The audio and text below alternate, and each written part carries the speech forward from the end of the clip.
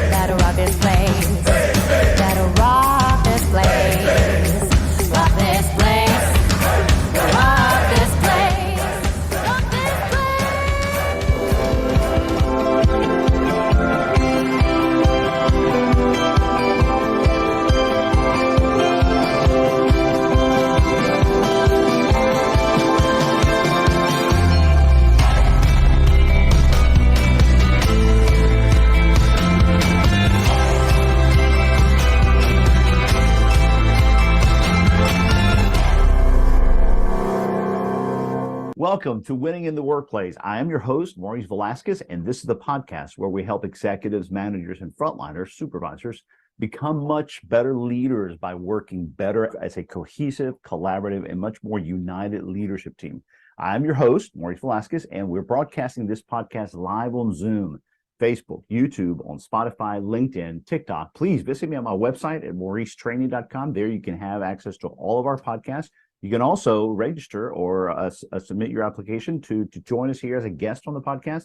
You can also register to attend our leadership summits that we have throughout the country. You can book me for speaking engagements at your conferences or to speak with your teams. All right, so let's go ahead and dive in. We have a great show today. I have my great friend and mentor in so many ways, Gordy Rush.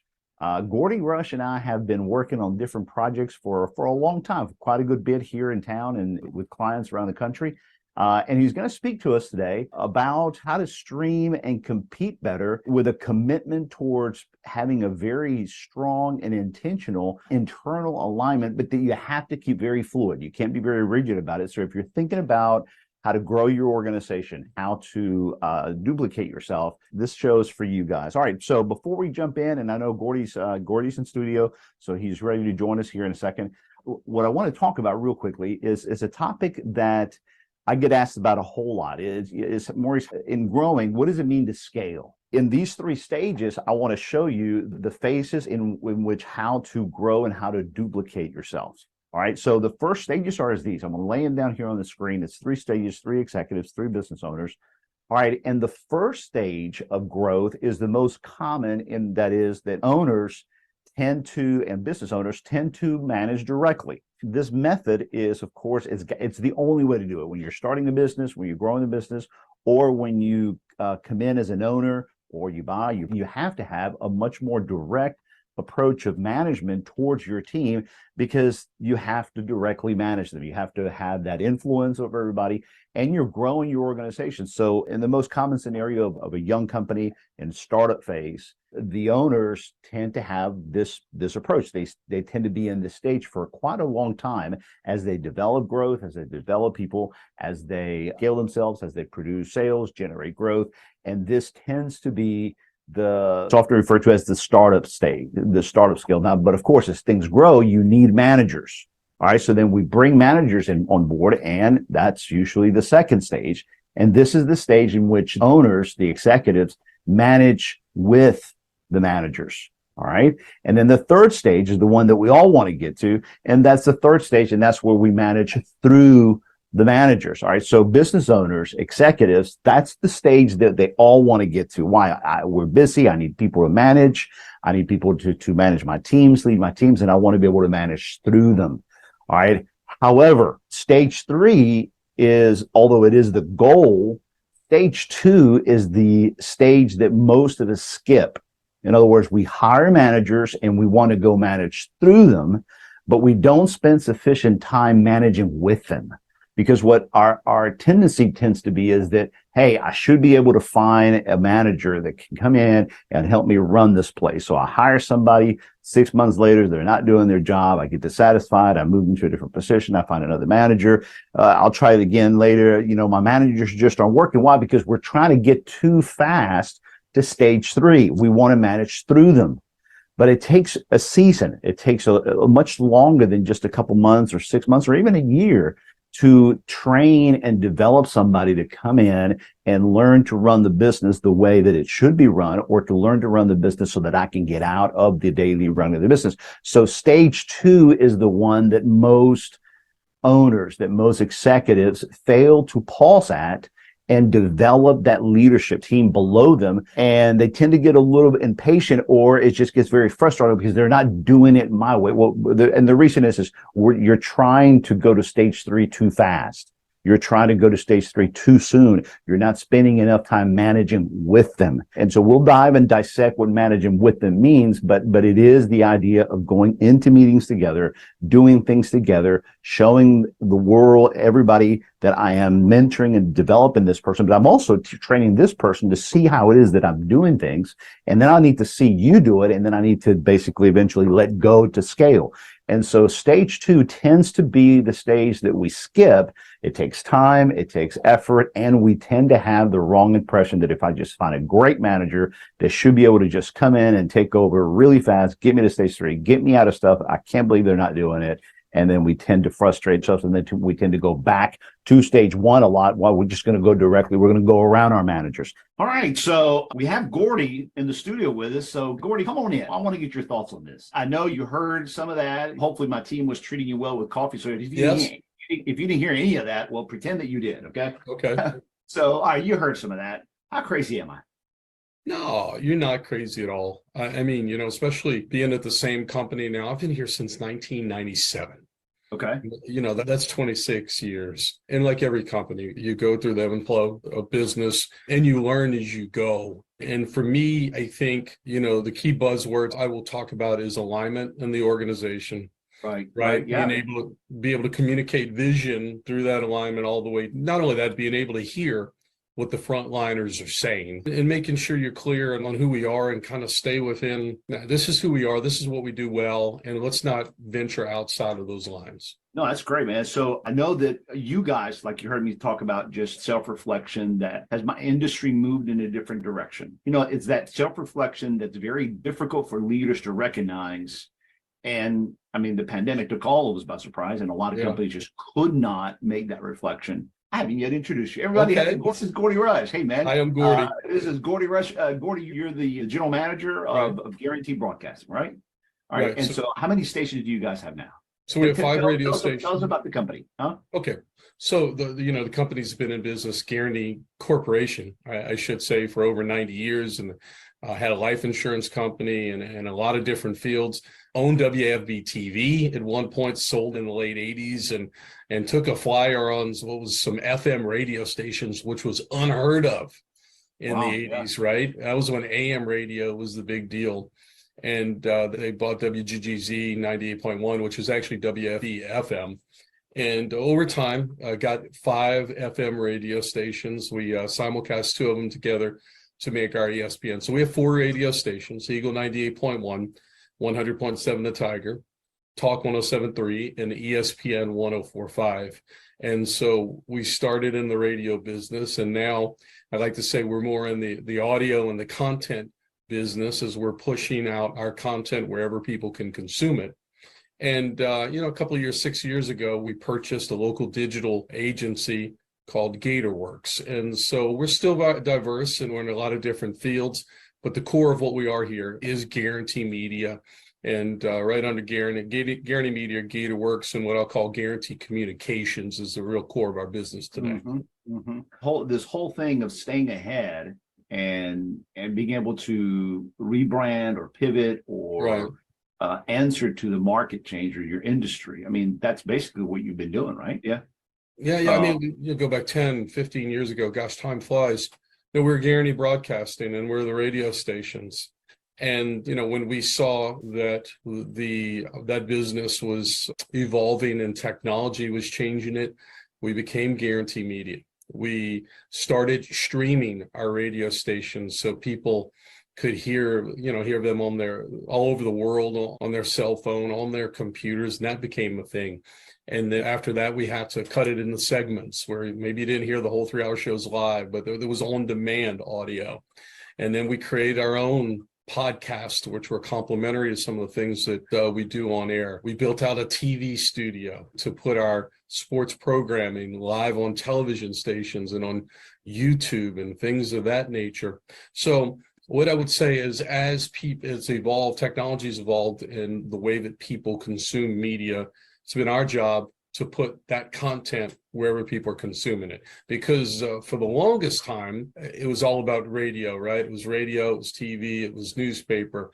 And then there was more of an emphasis on content as technology came in. And so the way that we like to say it, content is king. However, distribution is King Kong. And you better be everywhere people are consuming it. And that's been our focus. So because you had to change and change drastically, I mean, selling that internally, the question I ask is, how hard has it been? And what are some of the things that you've had to learn on how to sell things internally? And how have you been able to move the ship? I mean, and sell the change internally to your people, systems, and all that, because you're not the same company that you were just 5 years ago. Well, I think one of the great things, I think for me, one of the great things was that Flynn Foster, kind of when he put me in this position, Flynn's our president. I told him, I said, look, we've built this network of people throughout the United States that we have great relationships. And so we go learn what everybody's doing. And the great thing about going to see a Maurice face to face is you get a feel for, everybody's usually selling something, but stuff that people are selling that might make sense and maybe is something that you could turn a profit and bring into your market. And there have been things that you can see up front in person, when you're in front of them in person, that I don't believe in that, things of that. So I think going out to see what's out there and being able to bring on the market. And we've had more hits than misses, and we've had misses, right? And I'm not afraid to miss or fail at something. We'll look at some things, and that's fine. We keep moving. But I think nationally, especially in our industry, we've been recognized for being forward thinking and some of the things that we've done. And you've seen the awards, you've heard the awards and stuff like that. But I think that's enabled us to lead the marketplace in revenue, right, in our industry. And we've gotten recognized for the things we've done as an independent in a radio space where most of the companies are owned by publicly traded companies. Yeah, no, your competition is big. No, and hey, congratulations on the accolades and the awards you've gotten. So, all right, so I'm a company small, maybe the same size as you are, and I'm needing to change. I'm needing to move with the market, get ahead of things. So how do you do it? You mentioned earlier about alignment and about getting everybody on the same page. Well, I think you've got to have, for us, it's a clear communication with your structure, however, what we call our department heads. And then what's unique about us is that we have a fantastic COO and TJ Solis, who's with corporate, plays different roles with different companies, but I'm able to talk daily. And so we're aligned in our beliefs. And so I'm able to communicate to him, hey, this is where we're going. These are the things that are the KPIs that department heads have to be held accountable for. Define that for us. Key performance. It's just, in the sake for, what's big for us. Obviously, everybody has sales objectives. And for us, you don't get to a number magically. It's about how many presentations a week. What we have is targets to key accounts. So, what we call a key account is anything, 24,000 a year. And we're looking to get so many of those a quarter. Well, and able to get those, you have to make so many presentations. And that's one of the key sales metrics. Got it. You define those KPIs with what's his title? So TJ is a COO, and then we have a director of sales that's in a position for that. An operations manager that has some. We have an engineer that's on our team. HR that's a part of that. So we have a department head where everybody has some KPIs and we want to hold them accountable for that.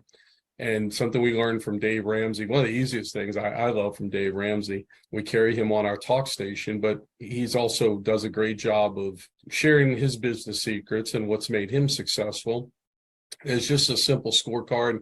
and followed coding, with a trending, right? right? So, you know, so here we go. We're a yellow light and we're trending down, right? So, you know, good, but it's trending down and be real fair. How often do you meet with TJ to look at that? Well, first of all, you meet with him regularly to cast the vision or basically define the KPIs of where you're headed, and y'all meet regularly to monitor that, right? It's always evolving. So let's put that, because we're in such an evolving space. So we personally meet twice a week, and then the department heads meet.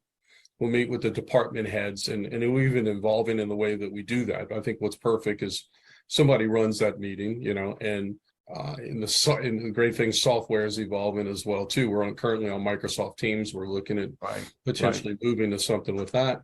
And hey, here's I know you used to do that also just on basic Excel spreadsheets, right? Oh yeah. And I mean, it's and like everything else, technology is moving. And so what Teams does for us right now is that we're able to, one, put all that in writing, and then there's two-way communication all the way up, right? So we can communicate, coming up, we have a, Mother's Day. So here's a Mother's Day promotion. We want to do this. We give it the programming and sales. It goes down to first reports. They're able to kick back and say, look, this is what we've done in the past. Let's do this promotion. We have 2 sales opportunities out of this, and you can keep track of it and all. And so, once I have my meeting on Monday, we have that department head meeting, I can now kind of look at and just check in whenever I need to be, and check in on the progress of that. Or if somebody has a question and it's got to get all the way up to me, then I'm able to get on Teams and respond. All right. So that meeting, that's a weekly meeting. It's a standing meeting. You come ready. And of course, y'all talk throughout the week because the nature of business just dictates that, especially a changing industry like yours. But that meeting is regular. It's consistent. It's religious. It's a rhythm. It's a cadence, a cycle, right? Absolutely. It's Monday morning at 9:30 so TJ and I meet every Monday morning at 7:30. We come back at 9:30 Monday morning, and we'll have a department head meeting. And then we usually touch base on Thursday mornings as well. That's the back. It just goes a long week just to go through. And at that time, to your point, I'm usually making changes daily every morning. I'll make a note. I'll work off I'm still a day timer. So whatever system works. I tell people I'm not all tech yet. Whatever system's right. That's right. Yeah. That's with our age group. So, but I'll come in and say, okay, here are the 5 things that I need to update on Teams. So here's TJ's list. Here's programming's list. And so you're constantly updating and going through with that. So I don't want to go home with Sunday night. I get home Sunday night and then all of a sudden, hey, what are those things that I needed to add to the list? So it's a constant thing. All right, so you have an agreement with him that, look, here's my cycle. I need you to join me in my cycle, and by the end of Friday, you guys have pretty much worked on next week, so you guys can disconnect and then come back on Monday, and you guys are kind of like using the same breathing, the same heartbeat, right? Yeah, I think with the idea that Thursday is a midway point to us, right? And then Friday, the way that, one of my top 3 things that I'm going to do every day, or rather every Friday, is going to set the table for next week. Because if you try to leave that to the weekend, stuff happens, right? So, correct. I think the general structure of next week's laid out with the goals and what we're trying to get accomplished. Nothing's going to change over the weekend. I'd like to think of it, Maurice, not being it never stops, right? It's not a Monday to Monday thing. It's a constant cycle, right? But I guess what I'm getting at is, if I understand you correctly, he knows you have a sit down, a connect on Monday and a connect on Thursday that governs all the other communications that happen throughout the week. Right. No, absolutely. Those are is that what you're calling your alignment? No. And that's our alignment. I mean, that's the core of what we're trying to get done. Where it's two-way feedback and the things that arise, where are we on what we're going on? And I mean, he really, he excels at getting stuff done, right? I mean, his attention to detail is fantastic. And so, and everything, look, titles and organizations everybody has titles and organizations. Sure, the reality is, my skill set's probably is a lot different than 4 other GMs. Right. And there's no doubt that it is. And so, I'm more forward facing. My background's in sales. So if I'm in the office a lot, Guaranty loses, right? So I need to be outside in front of people, in front of clients and all the part of it. And the second thing is the network that we've built up. I need to be talking to people, see what people are doing. I mean, AI is such a huge topic right now. I know. In our industry. So you think you're talking to Maurice, you don't realize that this is my avatar, right? okay. No, hey, look, I was at Los Angeles and it was a sports team conference, but the best part is the network that you've built is there as well, and hearing what everyone's doing. There are big companies right now that are doing nights on AI. Yeah.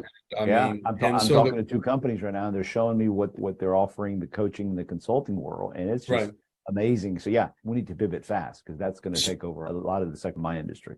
It's absolutely, it's huge. And I mean, show prep for DJs, what they can do. I mean, we've even heard some computer AI traffic reports, right? Information in, and I don't know it's ready for air right now, but one day it will be. And all right, so let's go back to TJ, because TJ's your COO. So I don't want to show you your chart, but him being the COO, does he then oversee everyone else, or does he have other 3 or 4 key peers at his level that he goes and interacts, or does he have 2 or 3 other peers at his level that you have your one-on-one with? What's the structure look like? So I mean, he's in corporate, so the way that, and again, the beautiful thing about being us, that he comes down the radio level and basically runs the department heads. And so so he then turns around when you meet, and then he's able to, he goes and meets with the 3 or 4 of the department heads, right? And he relays the vision, the mission, what you guys discussed, and then he's the one that runs around and unites them and gets them to collaborate with each other. And that looks different, say at GatorWorks, and Brian, hey, maybe you do one with Brian and talk about him, and that's something different. Yeah, that'd be great. Yeah. With Brian, and so Brian's got different skill sets, and that's fine. All of them, sure. do that. But that's what do you have your one-on-one with Brian? No. I mean, there's an account. We're able to sell GatorWorks.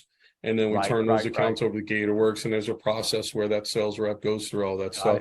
Okay. And then I'm in a meeting every 2 weeks with Brian. What I'm finding in you is the pattern, that the way you've built this and the way you're scaling is to keep that consistency of making sure you're aligning with your, for lack of better words, with your captains, with the team below you, so that you and them at that line are extremely well connected.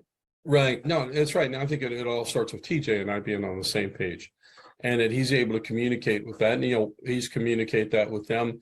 And then one of the things we've played, and with me being in the department head meeting, me being out of the department head meeting, what's the best use of that? And I think we finally agreed on just being able to sit in the back of the room and be a resource in case somebody, let them run it, and just be a resource in case there's a need for clarification. So right now, if I were to be a fly on the wall, right, you're in the room, but you're not really participating in anything right now. Yeah, that's ideal. You catch me in 6 months, it might be a different answer. There was a point where I ran it, and so you ran it with TJ watching you. He was part of the meeting. He wasn't one of the leaders yet, but you ran it, and then what? Did he eventually run it with you? Well, and then I pulled myself out of it, right? And so pulled myself out of it. And so we would communicate at 7:30, and then we've experimented, and we think the best way to go forward is me just be in the back of the room, and that way my team knows that I'm in there, I'm engaged, and I'm there as a resource for any sort of clarification. No, that's great. That's great, Gordy. You and I've talked about this a lot. You know that a lot of executives can never get there. They can't get to where they can hand over. They don't have a TJ. Okay. Or they haven't been able to develop a TJ enough to say, okay, TJ is that reliable. I just have to meet with him, and he is running the meetings that happen after that. And I show up, but the meetings are well run to where I don't have to show up. I mean, that's the paradise you're living in right now, right? Well, but I think it's always a work in progress. But what I'll tell you is that for us, 21, 22, we're 2 of the best years the company's had in the last 20 years. Okay. On my side for Guaranty Media. Right. And then we looked at we looked outside of the core of what we did, and then we experimented with a lot of things, and I'm fine with that, right? And but what you learned, we were able to learn about some things, and there were some wins, and there was some things that did not win. And I think it got to the point last year, while you're at the highest point, right? You should be popping champagne bottles, and certainly you celebrate the successes and all. But we're able to come out and say, look, we're a radio group that does a great job with local radio. We want to sell local radio, and we want to sell digital media services. This is what we do. And if we get and we spread ourselves too thin, or we get outside of what we're doing, it's not a good thing. No. Right. And so how can we stay focused in that and execute that at a really high level? And so we eliminated some things we didn't, some things that we did not do well to stay in that focus, and then took on, okay, what is communication? What does ideal communication look like? For me personally, is keeping me out the weeds. And the hard thing was I grew up doing everything from pressing a board to doing radio to selling. So I've done everything that's in this, essentially most of the things in this radio station. And I should be 90% of it, I shouldn't be doing it all. Right. And now you're sitting in the back of a meeting watching it being done, whereas before you had to do everything on it. Well, I mean, at some point through your career, if you've been to 35 years, I wasn't in graduate school, I'm producing shows, or talking about videos, or even the background with the sports angle. I don't want to sit here I don't want to have a conversation with Matt Moscona and breaking down LSU football or critiquing his show. I mean, that's why Matt runs all those programs. What's the highest and best use of time for me? And then TJ and I had that conversation. So forward facing in public, key relationships, network in this industry of helping of where to go and steer the ship and all that stuff. And then managing, obviously, the financials and the business of it. And if it's not in that, it's going to TJ and it's going somewhere down. And recognizing that you better delegate that, you better get out of the weeds, because we're not getting any younger. And if I'm fooling with it and messing around with it, the organization loses. We're not as efficient, and so forth and so on. Right. The drilling down the different departments and the drilling it down to implementation at the front lines, that's pretty much TJ and his teams and the different directors working downwards together. And you're not involved in that very much. I mean, you help. You help and you're involved, but he's got that, right? Right. So, look, say that we've got this business unit that is performing great, might have a couple ideas. Look, I've seen A and B push this down, and it comes down, and it might be thumbs up on one, thumbs down on the other. Great. Do it. I'm out of it. That's kind of what we saw at that level.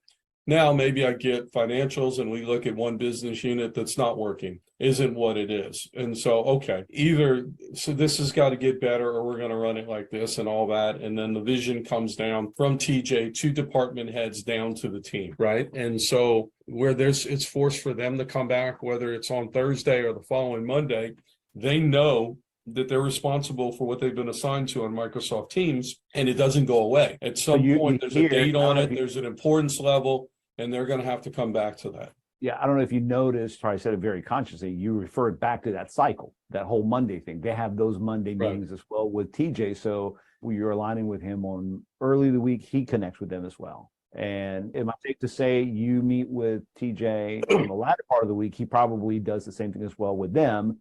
And that way you guys keep everybody aligned. So great points to his cycle. So let's say he'll meet Monday afternoon, he'll meet with the department, we get the department head meeting. He'll meet Monday afternoon with the programming director. The operations manager that handles programming. He's got 4 PDs that report to him. He's got all those one-on-ones. And then the PDs will meet with their teams, rock, country, sports. And then you've got that feedback that's going up. And so, there's a cycle, and everybody has established meetings and communication. And they're being held accountable for what is on that Microsoft Teams. We use a task bar that enables to put, level of importance, urgent, important, high, medium, low. And everyone knows what green means. Everyone knows what red means. Everyone knows what the tabs mean. Everyone knows where to find it on Teams. Yep. Everyone knows what the meeting cycle is. All right. So it's 2023, Gordy. Okay. Right. It's always sounds easier said than done, but how long has it taken you to do this? And it feels like you're driving a car at 100 miles an hour, and yet you got to slow down enough to change the tires. Yeah. So this doesn't just happen overnight, but I heard your reaction. How long to align it to the degree that you have it to where you've scaled it to where it now runs a lot smoother? What, 6 months, 2 years, 4 years? Years, and it's constantly evolving. Just last Thursday, we went to another local business in town to see how he runs his department head meeting, and he has a different software that we're considering. Yeah, but right? the I wasn't software, the aware of tool the doesn't software. matter, right? The tool itself is secondary, correct? Well, it can make life easier, right? I mean, Sure. so some of it, some of the KPI stuff that we've done has been homemade. And so some of the Okay. software is secondary. But I think my point, what you're asking me, it takes years and you're always tweaking and fine tuning it. And this is this new system we put in place in October of last year. So what are we, 7 or 8 months into doing it this way? TJ, was promoted to COO position, which was great for our company because of how diverse we got. And so we were busting at the seams with the bandwidth that we did. And so this is the way that he fits into my organization. He fits in a little bit differently, perhaps over there with GatorWorks. And so it's worked really well for us. And what it's enabled me to do has been this. Yeah. And I think everything else in the station in terms of operationally has been much better because of it. So you've been able to, when you say this, let me interpret that. Let me ask, does that mean you are able to spend more time doing executive stuff as opposed to organizing stuff? Is that, I mean, are you able to get out of, are you able to get out of the sausage making? So I think it gets out of the weeds, and then again, I would highlight that titles are titles. What's the best skill sets, right? Not every radio GM. Some people are 100% inward facing, right? Sit behind a desk. That's not me. Got it. Yeah. So that's not how I came up from. Some people in programming with programming background that do GM are really good with that. What's unique, I think, just my career doing the LSU stuff has put me even more out there in the community. And it's also freed me up to travel. And so because things are evolving so quickly, our digital offering, what's happening in the digital space, there's so much going on with that. Who's doing what? Our competitors, we have 2 competitors 3 years ago, they were not selling digital services. Today, 30% of their revenue is digital service. What are they selling? How are they presenting it? And what's kind of unique is that we're an independent, we're not McDonald's, right? We're the local hamburger shop. And so thankfully I've been able to make friends with McDonald's, Wendy's, and Phoenix Burger and all those people, a diverse of people to see who's doing what. And I think that we've been able to, us buying GatorWorks, there was a small company up at South Bend, Indiana, just opened their own digital shop. They built out their own digital shop. And that's where the idea came for that. Instead of, we had a different option at that time, then that was what was the best play for. So that's kind of, again, it's giving you more executive time. Really, it's giving me more time to do the top 3 things, the most important things for me. Dig more into the finances where I don't have to go down and get involved down in the weeds with that. To travel and visionary. And really the visionary has been narrow your focus. We're going to do radio and digital. We're going to sell those 2 together. That's what we're going to do. And then underneath radio, like I told you, content is king. Distribution is King Kong. Hey, Matt Moscona, I'm seeing this. Michelle Southern, I'm seeing this. And a lot of times they're ahead of me at that point, but making sure we're aligned on what we're doing. And then getting out in the community. And so, a lot of our bigger clients, you have relationships. Am I taking them to lunch? Or we get in front of them? How's business? Being at functions and those things. So that's the highest and best use time for me. So that's what would fall under the executive. Yeah. So let me ask you, and I know we're coming close to the end of our talk, and thank you, and Gordy, for being here. I want to ask 2 questions, and of course, get your closing thoughts on anything that you feel we missed. Is having a TJ. Again, you and I talk a lot about this. Whenever we talk about business, the people we know, the clients we know, the companies we know, they wrestle a lot with the fact that the leaders, the executives, the top, whatever the titles, they can't seem to find or develop a TJ. How important is the TJ then to this? How long ago? How long has it been with you? Is it a matter of developing that talent? Talk to me about that. Well, I mean, TJ, I think 15 years ago, and he was a salesperson, got promoted to sales manager, and then he was a director of sales over the media. And then he was over sales effort for both GatorWorks and Guaranty. And, I think we went through some exercises last fall, and it just came to a conclusion we had to be better operational. And so in our structure, TJ moved up to corporate, right? So technically, I'm reporting to him. But being a local company, we're like, okay, we've worked together for 15 years now. That's very fluid. I love that. There's no pride, and I could care less about titles. I'm here to win. right? They need my number and be successful. So, he comes underneath in radio and just runs them, and able to give that to him, and he runs it. And again, he serves as a resource for Brian. Brian can speak to how he runs his organization. And I think that's a great part about being a locally owned company. We have a dry erase report. I'm not IBM that has a set structure, and we have to fit people into a job description, and they have to do it like that. So is it a matter of just regularly staying in front of that whiteboard and ensuring you're staying as streamlined, as aligned as possible? And it seems it comes down to understanding the role of TJ, your role, Brian's role, and just making sure you guys are hitting the same rhythm, right? Y'all aren't going in 40 different directions. Y'all regularly coming back to that room or that meeting and then just staying connected. For the 5 executives, so the corporate, and then Brian and I and TJ, when we get together, we went through today to look at first quarter and pacing. This is good. This has got to get better. Where we are, we're all on the same page on what we need to do to what's defined success. And those are the budgets, KPIs that we have set for that. So yeah, it is a routine. We hit those every 2 weeks. But I'll tell you what drives this thing is having both TJ and I and our commitment to the teams, Microsoft Teams, to the list and everything that put out in place, a taskbar. And anybody in this organization will tell you stuff's not getting checked off on time. You start feeling it from there. And I think that was the biggest change for us when we went to that structure. We got accountability factors. We got stretched into other things and other ventures, and you lost focus on that. And so the theme of last year, and in the best year the company's had since 2007, was to let's get back to our core. We're back to operating this thing at a high level, eliminating things, whatever it might be, that weren't producing it, and stay true to that and communicate at a high level. It's been a process, and I've been really happy from where we are right now. And it's a burden. I feel more fulfilled and efficient. I mean, there were times, I'll tell you, 18 months ago, I was just shaking my head and pulled into meetings and crap I didn't want to be in. I think we've been more efficient, and I can see it in our department head people. Everybody kind of understands this is where we're going. This is what we're doing. And slowly but surely, as we get aligned, better alignment, you see people more pep in their step, more confidence in how they're operating.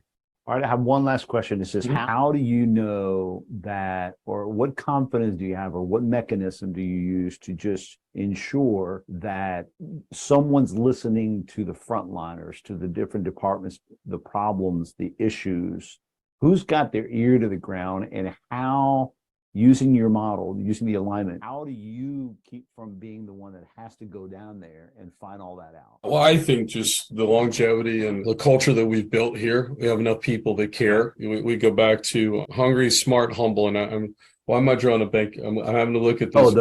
Patrick Lencioni's book, right? Yeah. Hungry, humble, and smart. People street smart. Not necessarily book smart. Yeah. And and look, we've had people that hadn't fit over here, and we have enough of a culture that's been established with people that have been with us for 10, 15, 20 years that can come in here and close the door and say, no, or this or that. And so I think the culture and this record of the way that we've performed as such here, that there's appreciation for it, that people are going to speak up. And so I don't necessarily, the majority of what's going on in here, all the way down to the front line, right? Of the stuff that I need to really hear, it comes back up. There's no question. That's great. All right. Tell us anything that you feel I pulled you off of, or what's your closing statement on this? Well, I think that it's been really very insightful. Yeah. No, I mean, again, for I think lessons learned, define what you're really good at and stick to that. There's a reason Raising Cane's is so good at chicken, right? And why they've performed so well, because that's all they do. They do fries, they do chicken, and they do all that stuff. So I think understanding who you are and what you want to do, but within that you're flexible enough to keep, eyes open to see what's happening in the industry, right? For us, one of the big things for ESPN and, all this short videos are the things now, and Facebook fan pages and YouTube shorts becomes a thing that wasn't a thing 2 years ago, whatever. It's always evolving, that you're open and flexible to make changes within the things that you're committed to. Right. But because we're locally owned, I will hear a pitch from 7,000 different things, right? Hey, Yeah. you want to buy a TV station, you want to do this, you want to do that. And this is what we are. And let's be flexible in our approach to what we do. Gordy, thank you very much for opening the curtains, letting us see a little bit behind this. I hope that everyone listening faces the fact that they're not in this alone. I mean, you've had to change, you've had to pivot, you have to move very fast. But the key, my biggest takeaway, is your commitment to regularly keeping the internal organized. Right? Yeah, no question. To keeping, and that you're relentless about that, and that you make sure that you've taught TJ how to do it. TJ's teaching others. You are, because I hear you all the time, Gordy. You and I talk about this a lot, and that's what you're constantly telling your team: alignment, alignment, alignment, structure, cadence, rhythm, the effective meetings. That sometimes escapes owners and executives because that sounds so simple, so basic. I mean, we should all know how to do that, but that's where we're falling apart. You know what I'm saying? Right. So I really appreciate, again, opening the curtains, letting us see how you're applying that. Really good stuff, man. Appreciate it. No, I appreciate it. Thanks for having me. Hey, anytime, man. My podcast is your podcast. Appreciate it. Thank you, Gordy. Appreciate you. All right, it's been a great show. Remember, our podcast is every Friday, 8:15 Central. We have a great lineup of guests coming up. Next week, we have Rick Brownrigg, a blockchain enthusiast and technology leader. We have Don Gray. We have Paige Gagliano. We have Henry Hayes. You can see the whole lineup at our winningintheworkplacepodcast.com website. Again, winningintheworkplacepodcast.com. Big old sentence, winningintheworkplacepodcast.com. All right. And if you want to be a guest on the show, go to that same link, fill out the guest form. I would love to have you on the show. Remember, great leadership is about showing a united front, a united voice, being on the same page as a cohesive team. Alignment is at the core and is the essence of leadership, and doing it correctly is how you and your teams can win in the workplace. See you next week.